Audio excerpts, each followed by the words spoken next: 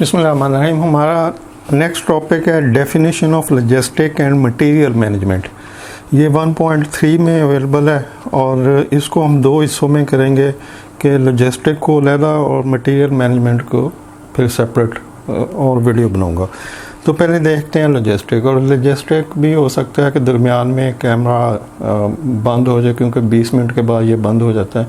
तो इसको फिर मैं दो वीडियोस में कर दूंगा।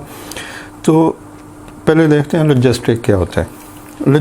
Logistic is the process of planning, implementing and controlling procedure for the efficient and effective transportation and storage of goods, including services and the related information from the point of origin to the point of consumption for the purpose of conforming to customer requirement.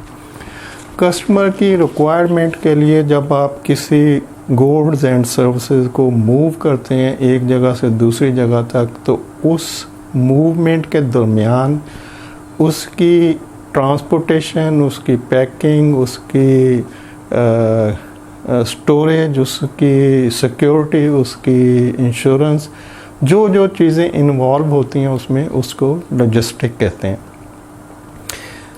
Transportation और logistic में फ़र्क है कि transportation सिर्फ movement का नाम है जो व्हीकल एक जगह से दूसरी जगह जाता है।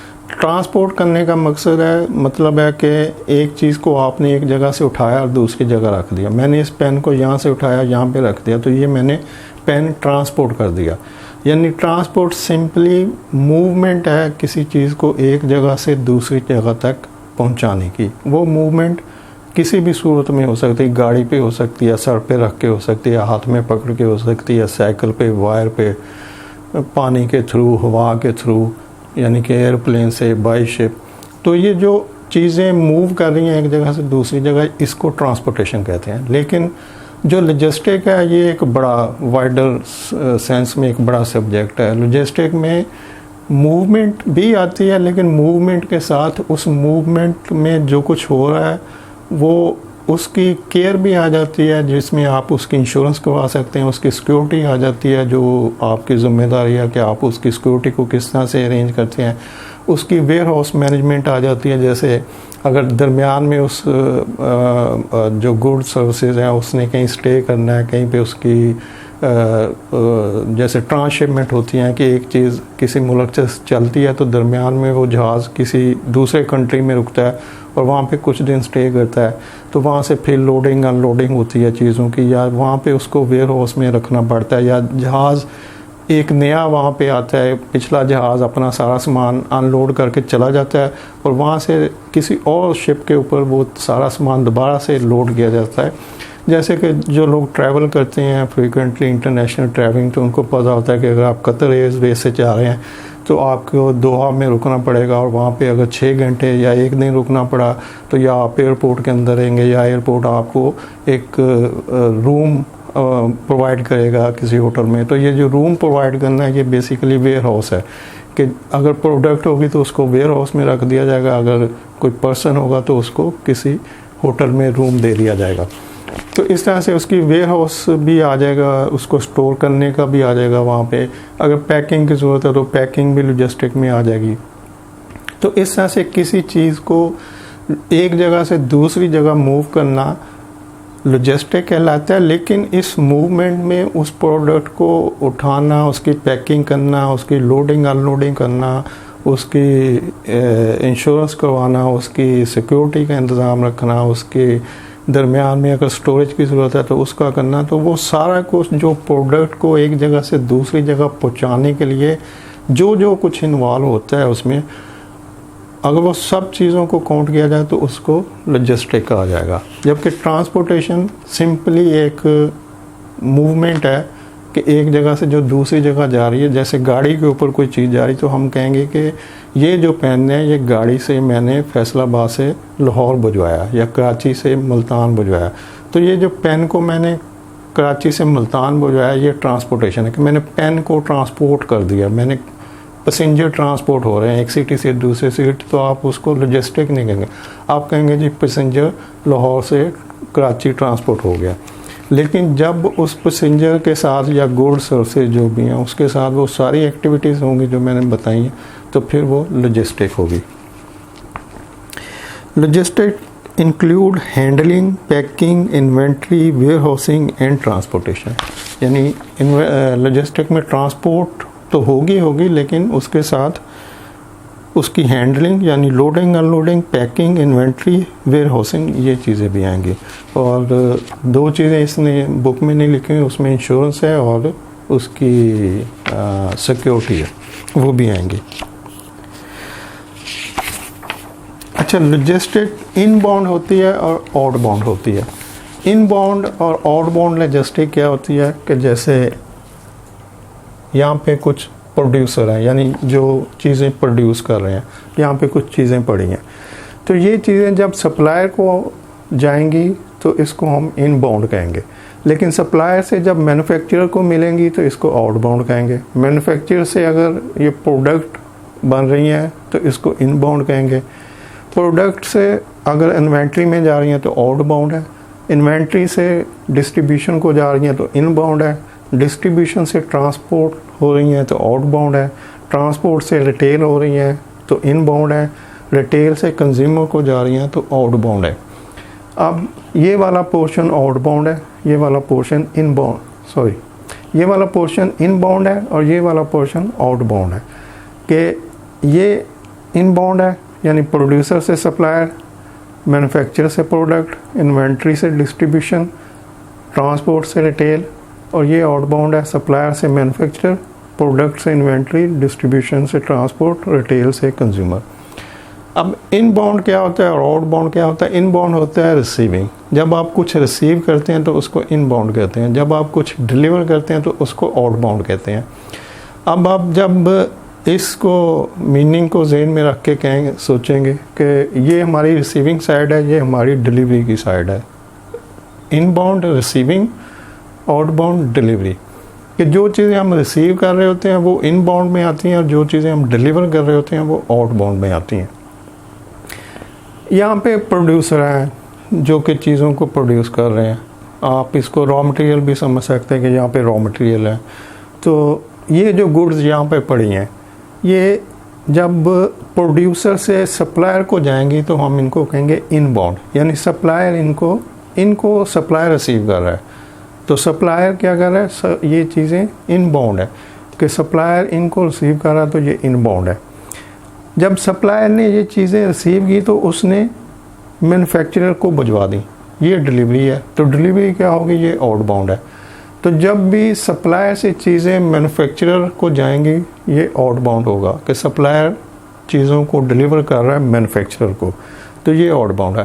पहले ये ज़हन में रख लें कि ये सप्लाई चेन का प्रोसेस है और हम सप्लाई चेन में लॉजिस्टिक को देख रहे हैं। मतलब समटाइम ये होता है कि टॉपिक स्किप हो जाता है ज़हन से, तो समझ नहीं आती कि जो बंदा बोल रहा है ये रिलेट कहाँ पे कर रहा है। हम सप्लाई चेन को देख रहे हैं और सप्लाई चेन में लॉजिस्टिक को देख रहे हैं। सप्लाई चेन में क्या होता है कि आपके रॉ मटेरियल होते हैं जो कि आगे मैन्युफैक्चरिंग तक आते हैं, मैन्युफैक्चरिंग से गुड प्रोड्यूस होती हैं, गुड्स जो है डिस्ट्रीब्यूटर को जाती हैं, डिस्ट्रीब्यूटर से रिटेल में है, शॉपकीपर पर आती हैं और यहाँ से कंज्यूमर को मिल जाती हैं।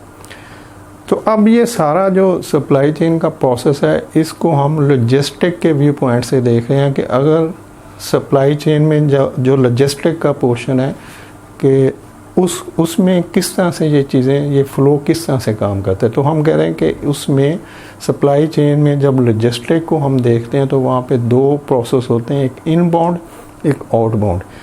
इनबाउंड रिसीविंग का प्रोसेस होता है कि जो जहाँ पे रिसीव हो रहा होता है वहाँ पे इनबाउंड है, जहाँ पे डिलीवर हो रहा होता है वो आउटबाउंड है। तो अब जो टोटल सप्लाई चेन का प्रोसेस है रॉ मटेरियल से लेके फिनिश गुड कंज्यूमर तक पहुँचने का, तो इसमें इनबाउंड कौन सा है और आउटबाउंड कौन सा है। तो जब प्रोड्यूसर से जिसके पास रॉ मटेरियल है, ये रॉ मटेरियल सप्लायर को मिलेंगे, इसको इनबाउंड कहेंगे। सप्लायर से मैन्युफैक्चरर को डिलीवर होंगे तो आउटबाउंड होंगे। मैन्युफैक्चरर से जो गुड्स बन के निकलेंगी वो इनबाउंड होंगी। जब ये फिनिश गुड इन्वेंट्री में जाएंगी यानी स्टोर में जाएंगी, फिनिश गुड स्टोर में जाएंगी, तो ये आउटबाउंड होंगी। और जब इन्वेंट्री से ये चीज़ें निकल के डिस्ट्रीब्यूशन को सप्लाई होंगी तो ये इनबाउंड होंगी, क्योंकि डिस्ट्रीब्यूशन रिसीव कर रहा है इनको, और जब डिस्ट्रीब्यूशन इसको ट्रांसपोर्ट के हवाले करेगा तो ये आउटबाउंड होगी। किसी ट्रक पे लोड किया जो कि आगे रिटेलर के पास जाना है, वैन के ऊपर लोड किया, तो डिस्ट्रीब्यूटर से ट्रांसपोर्ट के पास जब जाएंगे तो ये आउटबाउंड है। ट्रांसपोर्ट इनको रिटेल में डिलीवर करेगा रिटेल शॉप पर, तो ये इनबाउंड होंगी, और रिटेल शॉप इनको कंज्यूमर को देंगी तो ये आउटबाउंड होंगी। तो जब आप इनबाउंड आउटबाउंड यानी रिसीविंग क्या है, डिलीवरी क्या है, कौन किसको डिलीवर कर रहा है, कौन कहाँ से रिसीव कर रहा है, तो इसको अंडरस्टैंड करेंगे तो ये आपको आसानी से समझ आ जाएगा। नेक्स्ट है इसी में कि इंटरनल और एक्सटर्नल लॉजिस्टिक क्या होती है। इंटरनल जो लॉजिस्टिक होती है ये आपकी जो इन हाउस लॉजिस्टिक हो रही होती है। जैसे बहुत सारे टेक्सटाइल यूनिट हैं, अगर उसका एक यूनिट रावलपिंडी में है तो एक लाहौर में है, अगर एक फैसलाबाद में है तो एक शेखुपुरा में है, तो इस तरह से डिफरेंट यूनिट, मतलब एक पे यान बन रहा है, दूसरे में किसी दूसरी सिटी में उसके ऊपर फैब्रिक बन रही है, और किसी तीसरी सिटी में उसकी प्रिंटिंग हो रही है, कहीं और जगह पे उसकी स्टिचिंग हो रही है। और सम टाइम लाजमी नहीं कि वो डिफरेंट सिटीज़ में ही ट्रैवल कर रहे हो, एक ही बड़ी कंपनी जो होती है वो मीलों के ऊपर फैली होती है, तो जो इंटरनल लॉजिस्टिक है वो उसकी इंटरनल है, वो सिटी टू सिटी हो या एक ही प्रेमिसेस के अंदर दूर तक जो जा रहा होता है कि एक यूनिट से दूसरे यूनिट, दूसरे से तीसरे, और ये यूनिट साथ साथ होते हैं, लेकिन साथ साथ होने के बावजूद इनमें मीलों का फासला हो सकता है। तो वो जो डिस्टेंस होता है कि रॉ मटेरियल स्टोर से चीज़ें निकल के प्रोडक्शन में जा रही हैं, प्रोडक्शन से फिनिश गुड के स्टॉक में जा रही हैं, तो इसको हम कहेंगे ये इंटरनल लॉजिस्टिक है। कंपनी के अंदर जो लॉजिस्टिक हो रही होती है ये उसकी इंटरनल लॉजिस्टिक है। जो कंपनी खुद ही मैनेज करती है, उसका अपना फ्लीट होता है, अपनी गाड़ियाँ होती हैं और अपना इंतज़ाम होता है उसको सारे सिस्टम को, लॉजिस्टिक सिस्टम को मैनेज करने का।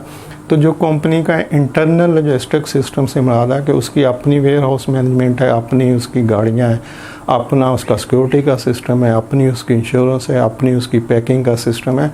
तो कंपनी के अंदर रहते हुए जो स्टोर से जितनी चीज़ें इशू होती हैं प्रोडक्शन तक, और प्रोडक्शन से जो कुछ बन के निकलता है फिनिश गुड के स्टोर तक पहुंचने के लिए, इसमें जो कुछ भी इन्वॉल्व होता है ये इंटरनल लॉजिस्टिक है। और एक्सटर्नल लॉजिस्टिक इसके ऑपोजिट के कंपनी से बाहर जहाँ पे भी उसने डिस्ट्रीब्यूटर के गोदाम में जाना है, रिटेलर शॉप के ऊपर जाना है, किसी हाइपर माल में जाना है, या किसी दूसरे मुल्क में वो चीज़ें एक्सपोर्ट हो रही हैं तो दूसरे कंट्री में जाना है, तो ये जितनी लॉजिस्टिक होगी जिसमें उसकी फिर गुड्स आएंगी, उसकी पैकिंग आएगी, उसकी लोडिंग, अनलोडिंग, ट्रांसपोर्टेशन, उसकी सिक्योरिटी, उसका इंश्योरेंस, ये सब चीज़ें जब प्रोडक्ट को अपनी फैक्ट्री से किसी दूसरे सिटी में, किसी डिस्ट्रीब्यूटर के वेयर हाउस में, या कहीं एक्सपोर्ट करनी तो किसी दूसरे कंट्री में जब आप भिजवाते हैं तो इसको एक्सटर्नल लॉजिस्टिक कहते हैं।